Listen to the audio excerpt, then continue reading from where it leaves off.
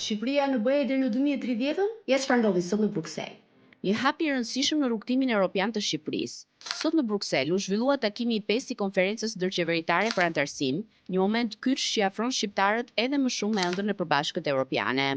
Grupi 3 i negociatave, konkurrueshmëria dhe rritja gjithëpërfshirëse, përfshin 8 kapituj vendimtar që prekin fusha si arsimi, politikat fiskale, transformimi digjital dhe bashkimi doganor.